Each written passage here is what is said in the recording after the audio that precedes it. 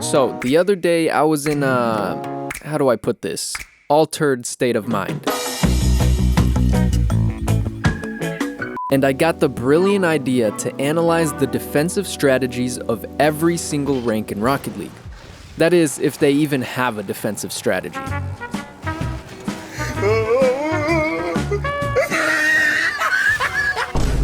So here's what I did. I found 3 replays for each rank in Rocket League by using ballchasing.com. If you don't know, they have millions of replay files you can download yourself. The 3 replay files were split into the 3 tiers of each rank. So 1 replay for Bronze 1, 1 replay for Bronze 2, and 1 replay for Bronze 3, and so on. I then organized them into this nice folder arrangement and opened each one in Rocket League so I could analyze the defense of the losing team. And I chose the losing team so I could see how they got scored on and what they did wrong. And if you're wondering, yes, this took way too much time, so if you can, please go down, like the video, and make sure to subscribe to the channel and turn on notifications. It really helps me continue to make these videos for you and helps the YouTube algorithm so more people can benefit from watching this. Alright, anyways, so I chose 2v2 for all the replay files just to make it a bit simpler, and it's also my favorite playlist, so it was more fun for me. And for each defender on the losing team, I looked at how they dealt with the situation, what mistakes they made, and what they could have done better. And to make it a bit more fun, I gave each rank a score based on the following defensive criteria: bad awareness, bad positioning, bad commits, whiffs, and mechanical failures. Every time a defender makes one of these mistakes, their rank will get a point. And needless to say, points are bad. You don't want these kind of points. And at the end, I'll compare all ranks to see which one did the best and which one did the worst. And yeah, I think the best one will be a pretty clear win by the Grand Champs, but it's gonna be interesting to see which one is the worst rank, because I have a feeling it's not gonna be Bronze. My guess is either Plat or Diamond, because those are some of the worst ranks in Rocket League, and I think we can all agree on that. Alright, so with that being said, let's get started and jump into Bronze. The Bronze players. So much to say about Bronze players. Honestly, they're just built different. If I had to pick a car to represent the Bronze players and a car to represent actual in-game bots, I would choose a Scarab for both, because they're the same fucking thing. I'm serious, look at these clips taken straight from Bronze and try and guess which one is the player and which one is the bot.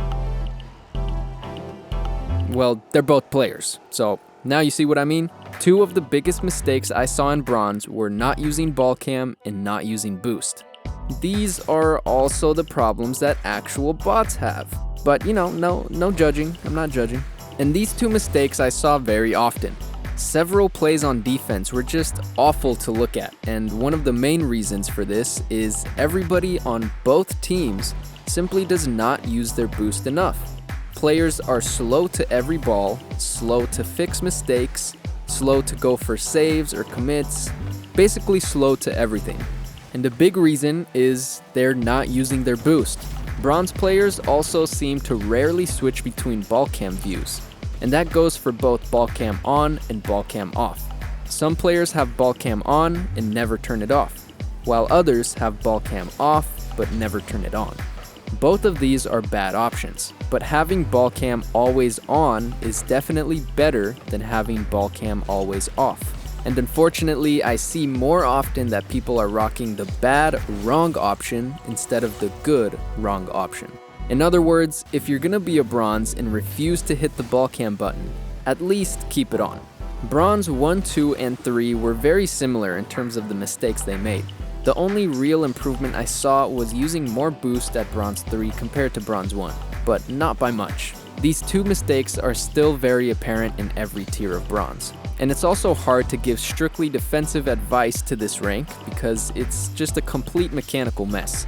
This rank makes all the mistakes possible in any given situation, even mistakes you didn't even know existed. But in total, the Bronze players finished with a whopping 28 points. Here's how they were broken down. Bad awareness, 6 points. Bad positioning, 3 points. Bad commits, 3 points. Whiffs, 7 points. And mechanical failures, 9 points. Yeah, it's gonna be tough to beat the Bronze players, but we'll see. Okay, now we go up to silver. At this rank, believe it or not, it doesn't get much better. We still have the very persistent issue of not using boost enough and not using ball cam enough. Think of silver as a less chaotic version of bronze. The one thing I did start to notice is shots are more powerful than in bronze. This is something I did not see a lot of in bronze. But now let's talk about a new issue we didn't really see in bronze.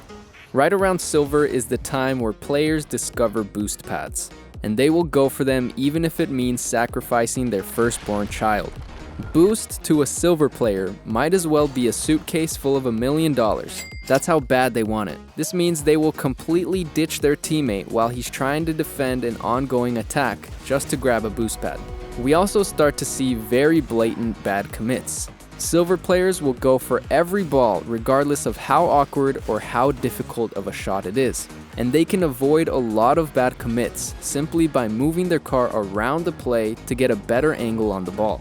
So all in all, the silver players racked up a total of 25 points, just barely beating out bronze. Here's a breakdown of those points. Bad awareness, 3 points. Bad positioning, 3 points. Bad commits, 6 points. Whiffs, 3 points. And mechanical failures, 7 points. Okay, at this rank, mistakes start to become glaringly obvious. This is around the time where most players feel like their gameplay is top tier and much better than others. Here's a pretty interesting chart that shows the Dunning-Kruger effect, which explains most ranks pretty well. For most players, gold is where they hit this peak and believe they know everything about the game, when in reality, they know very little. The one issue I saw most often here in gold is going for boost at the wrong times. Once again, boost is like a pot full of gold for these gold players. It's honestly ridiculous. And believe it or not, the same mistakes from bronze and silver are also seen in gold. Players are not using boost enough and are still not using ball cam enough. And just how silver introduced a new glaring mistake, which was bad commits, gold also introduces a new glaring mistake, which is bad positioning. Very often, you'll see players trying to save a ball or act as a defender, but do so from a terrible position. When defending, it's very common for gold players to try to make a defensive play from outside of the goal. This is a very bad position to defend from. You want to be positioned inside of the net when a situation gets tough. This leads to easier saves and better decisions. Now, let's hand it over to live commentary Josh for more aggressive opinions. Oh, the awful boost again. Why do people use burnout boost, man? That should be taken away from the game. This guy should be around midfield. Definitely not sitting in goal right here. So he definitely gets a bad positioning point right there. Oh, my eyes hurt just watching this. Good positioning so far. And he ditches the goal for boost once again. He'd love to see it, even though there's a lot of pressure going on over here. He says, nope, screw that, I'm gonna go get boost. And worst of all, he does it without ball cam, so he doesn't even know that they're about to score. It's just all bad. That's bad awareness and bad positioning for this one player. In total, gold finished with 22 points, beating out the silvers by just a few points. Here's a breakdown. Bad awareness, 2 points. Bad positioning, 7 points. Bad commits, 3 points. Whiffs, 4 points. And mechanical failures, 6 points. Honestly, not too bad for the golds. Let's see how platinum does. Okay, now we're starting to get to some better ranks. Here, the two mistakes of not using boost and not using ball cam are much less frequent. Now, don't get me wrong, they're still here, just not as often. But with the new rank means unlocking a new type of glaring mistake. And for the plats, it seems to be aerial shots. This is around the rank where going up for aerials becomes much more common and a much more needed skill. However, this also means it's going to be a new mechanic for many, and most players will be uncomfortable and inconsistent with pretty much every type of aerial. Now, remember this peak? This peak is hit at different times for different players. For many, it will be in gold, but there's also a good chunk which will hit this peak in platinum. That means a lot of bad commits because players have too much confidence in themselves and will go for shots that are way out of their skill range. This means plenty of bad commits and plenty of bad positioning that often is a direct result from these bad commits. And at this rank, it's important to understand your limitations and reduce the amount of risky shots you go for. It would also be very helpful to focus on practicing aerial shots because they will start to pop up very often. And you can have a pretty big advantage over your opponents simply by becoming good at aerial shots and practicing them often. Now, once again, live commentary Josh has some more input on this. Oh my god. What? This guy jumped from half court. What the f? Look at this guy. How much confidence does he have in this ball that he jumps before half court? This is the worst commit from all of these ranks. Not even bronze would do this. You know what? This is so bad. I'm giving this guy 2 points for bad commits. I shouldn't even have to say this, but you should not commit to a ball this early. You should drive up to see if it's even a pass in the first place. Because look, it wasn't even a pass. The defender got it. You need to see what happens before you commit to these things. Yeah, this is just awful in so many ways. I want to quit making this video at this point. In total, Platinum players finished with 18 points. Here's the breakdown. Bad awareness, 0 points. Bad positioning, 6 points. Bad commits, 7 points. Whiffs, 2 points. And mechanical failures, 3 points. I'm honestly very surprised. I thought Plat would have a lot more mistakes than Bronze, but turns out they've actually done the best of all the ranks so far. Now let's see if Diamond can do the same. At Diamond, you should know that you know nothing. At this rank, you start to run into a lot of inconsistencies. Some players reach this rank because of good mechanics. Other players reach this rank because of good defense. Other players reach this rank because of good positioning. Point is, there's a lot of variance, and it will be very noticeable to you. And once again, a new rank means a new type of mistake. This one I like to call defensive haste, and Diamond players don't really have it. Well, none of the previous ranks have it, but at this rank it becomes a glaringly obvious mistake among many players. They simply underestimate an opponent's attack and don't rush back to defend as fast as they could. A lot of players here will half-ass their defense. This leads to bad positioning when defending. As soon as you make a mistake or notice you're in a bad position, you need to be fast and get to a better position quickly. You need to be hasty and get to a better position as fast as possible. This means using all of your boost and using your car's flips to reach that better position. And at this rank, you'll also see a lot of mechanical failures. As you get better at Rocket League, you learn a lot of new mechanics and new techniques. But at this rank, you know so many that you will often make mechanical mistakes because your brain can't decide which one to use. Issues like flipping the wrong way, using a fast aerial at the wrong time, bad kickoffs, these can all lead to goals and bad defense. And we also continue to see bad positioning for saves. Players will position themselves outside of the goal to defend instead of inside of the goal where it is much easier. Okay, time for live Josh. You can clearly see the teammate is up on the wall already. So there's no reason for him to go up on the wall and be behind him right here. What he should have done is go down into the goal and defend from inside. That way there's 2 lines of defense here, and then that would have been an easy save, an easy clear, and you wouldn't have gotten scored on. So I'm sure many of you have heard of shadow defending, but shadow defending can also be applied to the wall and to the corner. So in this situation, instead of attacking this ball, he should be following him this way. And it's much easier to save the ball once it's going this way and just hit it towards the other side than to try and challenge the ball and guess where your opponent is going to hit it. Because on the corner, that can be very hard to predict. Okay, ooh, we got some really bad positioning there. So he turns way outside of the goal. He has the right idea by turning. He should be coming inside of the goal and then turning to defend from inside. This is a much better position, and if he was in here, he could have attacked this from inside rather than from outside. Then you have a good clear. Probably he could have even owned goal this right here. If he hit this, he probably would have owned goal. So yeah, this is just bad positioning. He should be inside of the goal here. So the Diamond players finished with 17 points, barely beating the Plats by 1 point. Here's the breakdown. Bad awareness, 1 point. Bad positioning, 5 points. Bad commits, 2 points. Whiffs, 3 points. And mechanical failures, 6 points. Alright, let's move on to Champ. This rank will give you some of the best times, but also some of the worst times.